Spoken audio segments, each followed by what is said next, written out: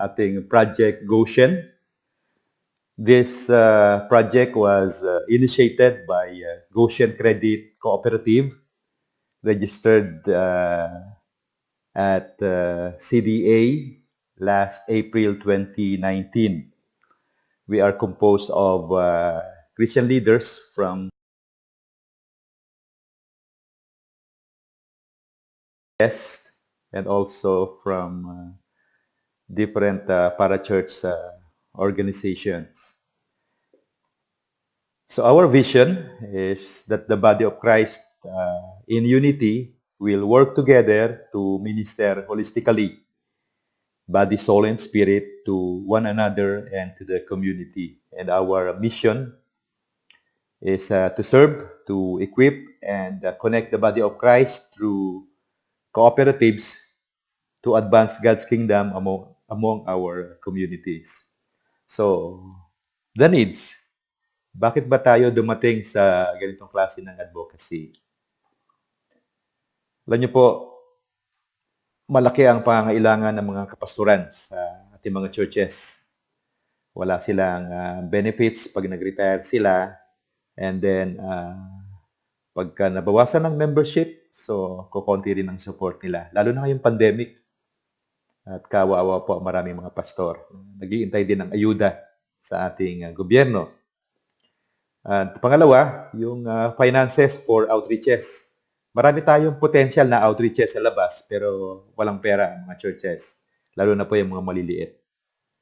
At sa emergency funds, minsan kailangan ng pera ng pastor sa emergency, sa hospitalization, pag-aaral ng mga anak, pangbayad sa upa ng bahay, o pambayad sa church, o even yung mga members natin pag nangangailangan, minsan na pupunta sa credit card, mababaon sa utang, o kaya mababaon sa 5-6. At another issue, yung mga iglesia, walang equipment, hindi alam kung saan makakuha ng gamit para sa equipment sa church. Kahit yung simpleng projector ay hindi makabili. At even yung Christian economy natin ay hindi natin na-maximize yung ating resources dahil kanya-kanya tayo ng galaw. At katulad ngayon na may pandemic, makita natin na stagnant yung takbo ng mga churches dahil wala tayong sariling ekonomiya. Pero later on, i-explain ko po sa ibang YouTube presentation ko yung tungkol sa Christian economy. Pero ang sinasabi ko lang dyan, kailangan tayo mga Kristiyano ay magkaroon ng sariling ekonomiya that goods and supplies will be supported by one another. And then, pang-anim, ito pong missionary support. Marami mga bansa ang nag-iintay sa atin. Marami mga tao ang nag-iintay sa atin. Pero isa pong problema ay yung support ng mga misyonero. Kasi po dito sa Pilipinas ay hindi talaga sanay mag-support ang mga churches sa mga missionaries. Kailangan i-educate pa in comparison sa ibang Western countries. At another problem, yung community help, wala tayong masyadong impact sa community. Pero kung titignan natin, yung ibang mga kulto, meron silang finances to finance yung kanilang community outreaches. Tayo po ay maliit yung impact ng ating outreach mga resources. And then, another problem, wala po tayong mga Christian banks. Ang mga bangko natin, puro secular banks. Kaya hindi na ma-maximize yung income. Pero kung may sarili tayong bangko, we can maximize the profits at we can help this to finance our mission.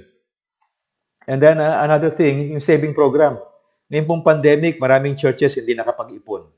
Maraming mga miyembro walang naipon. Kaya pagdating ng pandemya, nag-iintay ng ayuda sa ibang tao, nag-iintay ng ayuda sa mga local governments dahil hindi tayo nakapaghanda. At wala rin tayong hospital sa sarili. Wala tayong sariling sementeryo, kaya pag may ililibing, makikiusap ka pa sa sementeryo. Pero kung meron tayong united effort to maximize our resources, makakabili po tayo ng sarili nating hospitals, makapagtatayo tayo ng bangko, and even yung pang-16 o pang-11, yung kingdom business. We can help one another, yung ating mga entrepreneurs, hindi na mangungutang sa iba, tayo po mismo ang magpapautang sa kanila, magbibigay ng puhunan, magti-trade sa kanila sa livelihood, at we can give them access para sa potential, para sa malaking puhunan. So yun po ang mga pangangailangan at marami pang iba. Marami pang pangangailangan sa mga iglesia. Pero ito lang po yung mga nailagay ko dyan sa aking presentation. Pero siguro bago tayo tumuloy dyan patungkol sa project Negosyen, tignan natin, ano ba yung biblical basis? Meron bang basihan itong ginagawa natin? So, actually po, nagsimula ang concept na ito doon sa Old Testament. Nung mga Israelitas ay pine-persecute ng Egyptians. So, nagkaroon sila ng isang lugar. Ang lugar na yon ang tawag po ay Goshen. So, kung maalala nyo yung 10 plagues sa Egypt, at yung mga Israelites ay na-spare sila doon sa pandemic, sa mga curses, mga bagay na dumaan sa Egyptians at hindi sila naapektuhan. At meron silang sariling economy doon sa place na yon ng Goshen. Kaya they were spared sa catastrophe, sa pandemic, at sa iba pang bagay. Kaya doon nag-start yung kanilang travel from Goshen going to the Promised Land. So, tingnan natin sa New Testament, sa Book of Acts, chapter 6, nung nag-grow na po ang mga churches, ay nag-grow ang church, and then nag-multiply na mga disciples, nag-multiply ang believers, pero nagkaroon ng dalawang problema. Pangalawa ay yung una, yung widows were being neglected in the daily distribution of funds. So yung physical ministry ay lumalaki at walang masyadong nag-aasikaso, yung mga apostol din nag-aasikaso. Pangalawa, napapabayaan yung preaching ng God's Word at saka nung pag-handle ng prayer at evangelism and mission. Kasi nakapokus na doon sa pag-handle ng finances. So yun yung problema sa Book of Acts chapter 6.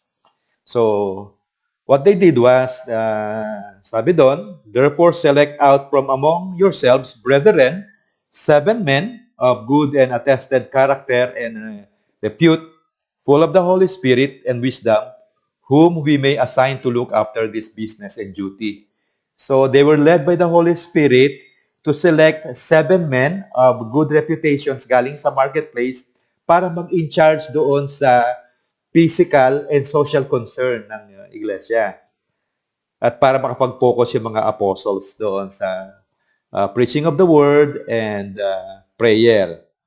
Kaya in reality, meron pong ministry of managing the resources of the church. Meron pong ministry noon. At ang humahawak noon, hindi yung mga pastor, hindi yung mga leaders. Ibinigay nila doon sa mga capable men, mapagkakatiwalaan, at mga tao galing sa marketplace. Kaya ang resulta, sabi doon sa Acts chapter 6 verse 4, we ourselves then will give our full time to prayer and the work of preaching. And sa verse 7, and the word of God continued to spread.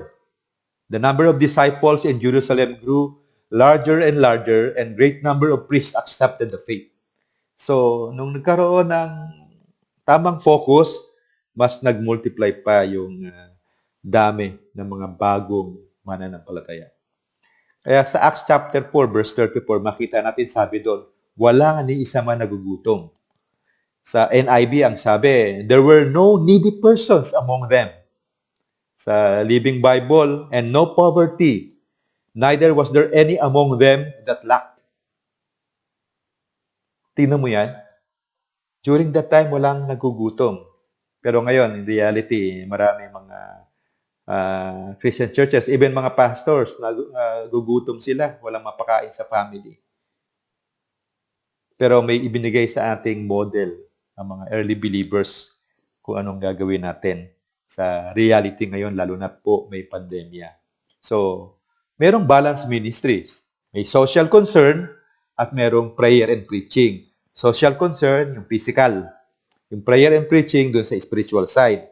So sa social concern, sa physical, Nandyan yung may nagbebenta ng bahay at property. They are pooling their resources. Yung love gifts and offering, sila nag-handle. Yung savings, sila nag-handle. Yung food distribution, sa widow, sa orphan, sila ang nag-handle. At the same time, yung mga apostles, spiritual side, sila sa evangelism, sa prayer movement, mission, discipleship, preaching and teaching. So, balanse ang ministry. Yun po siguro ang nakakalimutan natin nowadays sa ating mga ministry.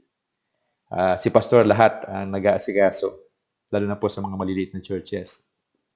So, yung word na fellowship, o fellows in one ship, ay yung Greek word na koinonia. Normally, na gagawa natin ay kainan lang. Pagka may fellowship tayo, yan ang koinonia sa atin. Pero yung deep meaning, yung Greek meaning ng koinonia, it's a partnership. Partnership, hindi lamang para sa fellowship o sa eating, partnership in terms of finances, resources, partnership in preaching the word. So it's a camaraderie. It's a participation. Merong volunteerism. They give their times, their efforts, their networks, even their resources. And also koinonia means communication and also communion. Common union. Kaya yung word na common unity. Community. Doon galing yung koinonia. Kaya yung concept ng koinonia, it was an example of early believers sa atin. Kaya we can learn from that. Actually, sa Acts chapter 2, makita natin yung description ng church.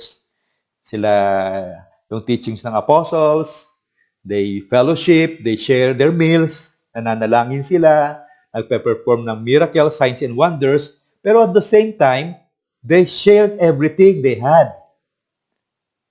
Properties, yung field na ibinenta, they sold their properties and possessions, they shared their money, they worship together, they met in homes. So yun ang description ng church. Pero ngayon, yung ibang description na yun, hindi na natin nakikita sa mga churches. So, pwedeng pag-isipan po natin. May nagsabi patungkol sa Acts of the First Christians that in the immediate aftermath of this key moment in the birth of the church, that it becomes clear that something very unusual was happening, economically as well as spiritually. So meron palang nangyayari kapag merong spiritual revival, meron din kasabay na economic revival. Tingnan natin sa history. Sa history, nag-start ang good news nung ascended Jesus Christ at sa Pentecost sa Jerusalem, and then nag-move sa Europe. Maalala nyo si Paul, di ba? Papunta siya ng Asia. And then meron siyang Macedonian dream. And then Macedonian people were calling him to preach the word to them. So pumunta sila. Yun ang direction papuntang Europe. After Europe, pero before Europe, nagkaroon ng spiritual revival. And then, ano nangyari? Nagkaroon din ng economic revival. So, magkasabay yung dalawa. After Europe, punta sa Amerika. Sila John Wesley. From Europe, punta ng Amerika. Sila Spurgeon. From Europe, punta ng Amerika. And then, Amerika naman nag-prosper. South Africa, ganun din. Australia, economic spiritual revival. Nagkaroon din ng economic revival. So, habang umiikot ang gospel sa buong mundo, spiritual revival, economic revival din. Ngayon, nasa ng revival? Nasa Asia. At dito sa Asia, makita natin revival sa Korea, sa China, sa Philippines, pero kasabay ng economy. Actually, napakarami mga missionaries ngayon from Korea at sa China. I think pangatlo ang Pilipinas sa dami ng missionaries. I believe that the very reason why the Lord is prospering our nation and other nations during the revival is that we might be able to finance our mission and we have the capacity to move around the world. Kaya po tamang-tama po sa mga Pilipino yan. Kung i-handle lang natin yung resources ng mabuti at tuturo natin sa maraming churches paano i-handle ang resources. Ang early fathers, si Clement of Alexandria, noong year 150 to 215, he counseled that property be used for the good of the community. He sanctioned private ownership of property and the accumulation of wealth. So yung pananaw ng mga early fathers at that time, yung property, yung pag-aari ng mga mananampalataya, gagamitin. Common unity for the good of the gospel, for the good of the community. Early fathers, they condemned private property and advocated the communal ownership. So yun ang pananaw ng mga early believers. Kaya ni isa ay sabi doon sa account sa Book of Acts, walang nagugutom sa kanila. Ginaya ng mga early fathers yun. Hanggang sa mga sumunod na generations ng mga Christians, alam nila yung concept ng communal, cooperative, o koinonia, yung mas malalim na meaning. So, for example, ang Moravian missions, kilala natin sila, nananalangin for 100 years, nagsisend ng missionaries for 100 years, but not knowing na while they were doing that, meron silang 50 plus different kinds of businesses. They manufactured goods, they plant seeds, meron silang agricultural activities, they make ceramics, they print books, Bibles, and then they barter their products to different nations. At alam niyo po ba na they were able to build 12 ships, 12 malalaking barko for that season na sila ay ginagamit ng Panginoon, mag-pray, mag-send ng missionaries. And then yung 12 barkong yan ang nagsisend out ng mga missionaries at the same time, yung nagdadala ng mga goods sa kanilang mga clientele. That's the example of Moravian mission. And then another group of early believers, ang Mennonites. Yan po yung mga brethren ngayon. They practice a form of cooperation much older than the Rochdale Cooperative System.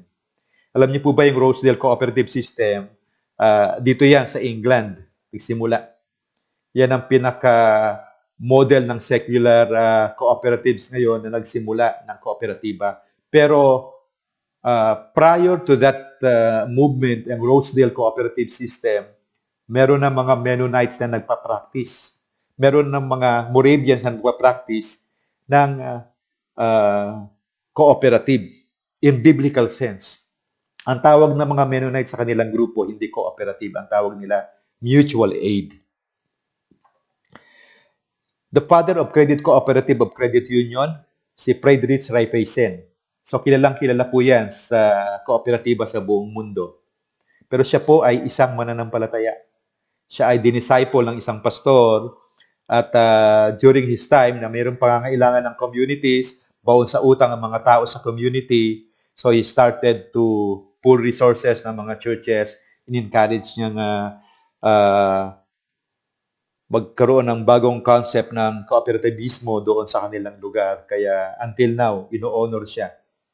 Yung concept na yan, I believe na nakuha nung nila Friedrich Raiffeisen at ng kanyang pastor sa ibang mga early believers, lalo na mga Mennonites at saka Moravians. Ang Southern Baptist Group of Churches sa Amerika, they started in 1900s at until now, tuloy-tuloy yung kanilang cooperative, yung kanilang tinatawag na cooperative program. They started with $4,000. At noong 2015, sa research nakita ko, around 300 million US dollars ang kanilang pondo to send missionaries all over the world and to finance their existing mission activities. Isa pong manunulat na mananampalataya si Will Durant. Sumulat siya ng maraming storya tungkol sa different civilizations. Ito ang findings niya tungkol sa Christianity. According to him, the Christian church prevailed over paganism because it offered a much more attractive doctrine and because of the church leaders address human needs better than their rivals. So, hindi lang po nagpipreach ang mga early believers, kaya nagkaroon ng impact sa pagan world kung hindi they practice what they preach at mas kilala pa sila ng community kaysa sa existing governments during that pagan world, during those different civilization. Iba ang impact ng mga early believers. Kaya po yung mga monasteries, nakikita natin, diba yung mga monks, it started as a site para mag-minister dun sa mga communities. So, our shared dream. Alam niyo po, sinimulan ng mga believers din ang kooperatiba sa Pilipinas. Isang pastor, si Allen R. Huber, noong 1938 sa Bigan, Ilocos Sur. Nag-train siya ng mga Pilipinos para mag-start ng cooperative hanggang kumalat din yan. Pero sinimulan ng isang mananampalataya. At even mga early missionaries sa Dumaguete doon sa Silliman University. Hanggang ngayon, existing pa rin yung kanilang kooperatiba. At maraming naturuan. At ang Goshen, ang ating pong dream sa Project Goshen, ay meron tayong 5 ministry focus. Unang focus, itong savings and loan. Yung ating pinaka-credit union na ating kooperatiba. Second, yung kingdom business. Mag-start tayo ng mga potential business depende sa capacity ng mga miyembro at mga leaders kung anong business ang pwedeng simulan. At pangatlo, we need to coach other churches and other ministries on how to start and spearhead itong concept ng kingdom cooperatives o Christian cooperatives. And also, ito community help. While doing the financial aspects, business aspects, nagko-coach tayo, at the same time, tumutulong tayo sa community. Pag meron tayong cooperative, meron tayong pondo para ma-finance po yung ating mga outreaches sa ating community. Pwede tayo magtayo ng iba't ibang klase ng outreaches. Explain ko later on. And also, we can have volunteers. Ang kaibahan po ng ating kooperatiba ay ang mga miyembro, we are requiring every member to share their time at mga 2 to 3 hours every week para mag-volunteer sa gawain. Sa secular cooperative kasi, mag-hire sila ng mga workers mag-hire sila ng mga empleyado. Para in this concept of Project Goshen, lahat po tayo ng mga members, mga officers, meron po tayong time to help our movement, our projects. And makita natin dito sa screen, sa savings and loan, nandiyan po ang loans, insurance, saving program sa mga churches, matututong mag-ipon, at insurance sa mga properties, sa sasakyan, pwede po natin i-handle lahat yan, and microfinance, tayo magpapautang sa community, sa maliit na tubo, tapos may Bible study. Sa kingdom business, pwede tayo magsimula sa online business, may rummage sale tayo, bili tayo ng transport, o magkaroon tayo ng sariling 7-Eleven, mag-start tayo mag-manufacture, at iba pang business na pwede nating simulan.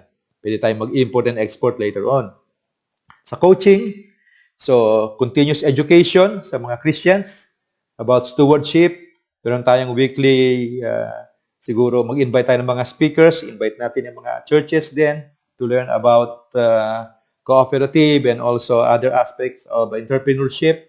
Social media, gamitin natin, one-on-one na coaching, mag-conduct tayo ng seminars, maglakbay-aral tayo in the Philippines and even sa other parts ng Asia o maybe sa Europe o sa Amerika, matuto tayo sa kanilang mga activities din. And then also sa community help, nag-iipon na tayo ng relief goods pag may nasunugan o merong mga nasalanta dyan, unang-una tayong pupunta. Paunahan pa natin ng local government para pagtulong sa community. So, pag ganon, iba ang impact natin. Home care. Mga home for the aged, maraming pastor tumatanda, mga Kristiyano, walang matirhan.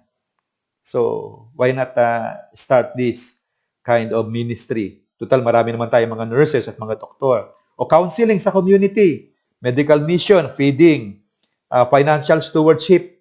Ito po, meron tayong isang materials para sa mga bata. I-saturate natin yung mga eskwelahan. Pagpunta natin doon, tuturuan natin yung mga bata. Meron tayong materials at curriculum dyan. Mula elementary hanggang high school para po ma-reach out, maturuan sila paano pag-handle ng resources ng pera hanggang sa entrepreneurship. Di ba?